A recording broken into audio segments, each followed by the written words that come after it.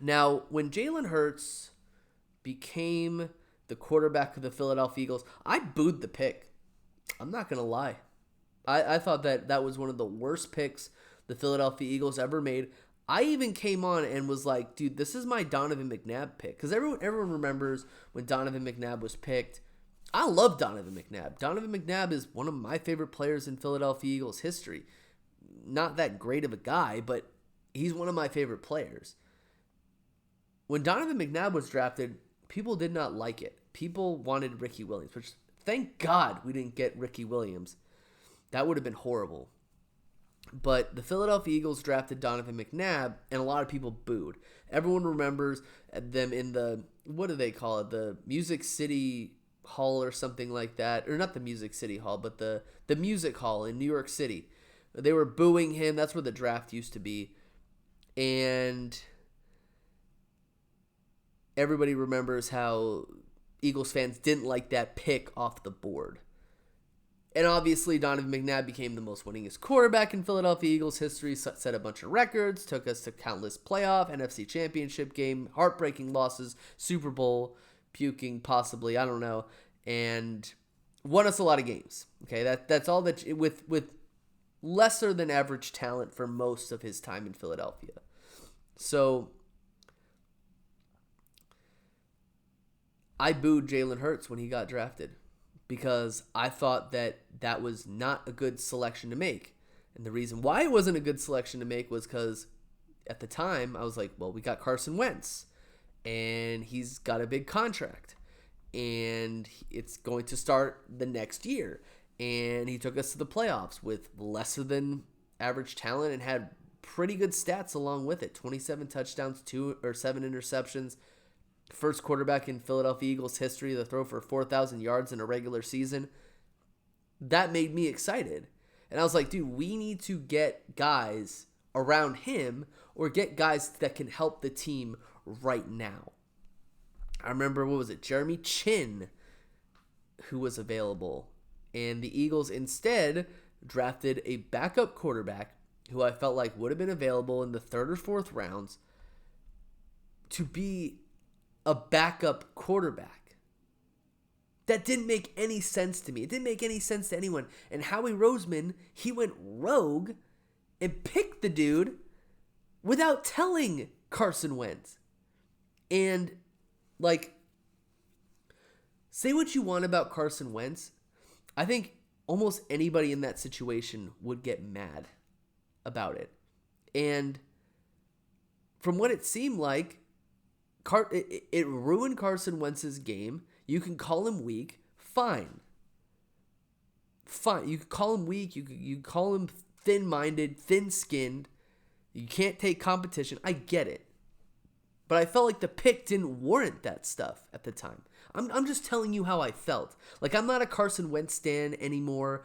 It took a long time of kind of deprogramming to kind of be where I am right now, where I'm a fan of this. Okay, I'm a fan of what's good for this. Not a fan of any particular player. I know that a lot of Eagles fans, I'm a fan because of this player, or I stand for this player. I don't do that. That's not what I'm all about, because you get your heart broken in that case. Did I own a Carson Wentz jersey? No, I didn't own a Carson Wentz jersey. I would never do that to myself or my fan base. But I was not a fan of that Jalen Hurts pick. I think that it was one of the reasons why it could have messed up a good thing. But obviously, Jalen Hurts becomes the quarterback. I didn't have any problem with Jalen Hurts being the quarterback. Jalen Hurts had a below-average season in 2021. The Eagles got more talent around him. He picked up his game, and he did well last season. I didn't have any complaints for Jalen Hurts. Really, like, the 4 out of 5 things that I wanted him to improve on checked off the list. Does he still need to improve? Yes, every quarterback needs to improve. Even Patrick Mahomes needs to improve, and they know that in their head. And it's one of the things I like about Jalen Hurts. He improved his game despite the fact that people didn't like him. People thought that he sucked. At one point, I thought he sucked. Certain points in time, I yelled at the TV back in 2021, "You suck, Jalen Hurts." I hope that Gardner Minshew replaces you in this game. Obviously, I wash my mouth out with soap and rubbing alcohol and bleach, and I don't say those things anymore, besides right now. So Jalen Hurts gets that big contract. And obviously you get so many people who are like, oh, how are you going to pay for it? It's kind of like the people who don't like Medicare for all. How are you going to pay for it? But how are you going to pay for it? The cap space. You're not going to have talent next year or years down the line. All that stuff. And, I get that to a certain extent. Believe me, I get that. It's not cheap to pay a quarterback like that. For about a month or 3 weeks, Jalen Hurts was the highest paid player in the NFL until the Ravens gave Lamar Jackson a big deal. But I get it. It's going to be harder to build talent around him. There's a reason why the Eagles were so good last year. It's because they didn't have a quarterback that they had to pay $1 gajillion to. But here's the scenario you have to consider. The scenario goes like this. You have a quarterback who plays well, which Jalen Hurts, he played well last season. Talent or no talent around him, right? He had a lot of talent around him. He played well, right? What do? Do you, A, give him the money that he wants, or try to make a good deal, or try to make a fair deal, or, give him the money that he wants, give him the bank, or do you get rid of him and hope that you can either draft somebody high, which the Eagles really had no chance at, because they were the 30th pick in the draft and they had the 10th pick. I guess you could say they could have morphed it up to the high rounds, but then you have to be like, well, is Bryce Young and Stroud and Richardson, are they going to be better than Jalen Hurts was last year? Or are we going to get like an Aaron Rodgers or something like that? Or is he going to be better than Jalen Hurts? There's just so many what ifs. And most people, I haven't seen a situation where this has happened. I haven't seen a situation where a team went, no, we're not going to pay you and we're just going to see what someone else can do. And most people would just pay the quarterback because you'd rather be relevant than not be anything at all. And if you kind of start over again, you're going to have a learning curve. Or you might have a situation where you're like the Denver Broncos, who since Peyton Manning, they haven't even been able to get a successful quarterback for their team. The other thing is, no, none of these quarterbacks are worth that amount of money. But what you have to consider is the fact that you either have one or you don't. Okay? And I'm sure that there will be a team someday who's just going to be like, well, when the quarterback's deal is over, no matter how successful they were, we're just going to draft a new guy, do it all over again, rinse, wash, and repeat. And good luck with that. And I'm not saying that because, I'm an Eagles fan and I'm biased. No, because it's just too risky if you do the opposite. No team is going to do that. No team is going to do that unless they have a quarterback waiting in the wing that they think is already better than the starter that they have.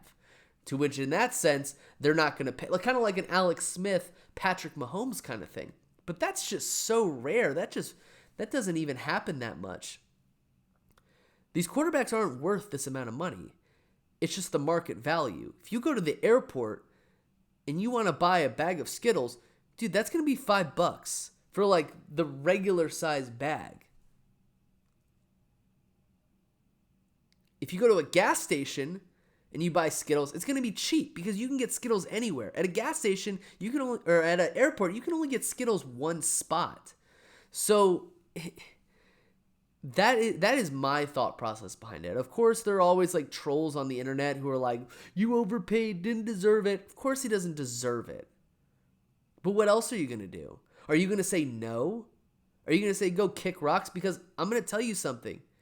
There are like 25 other teams who probably would have wanted to sign Jalen Hurts.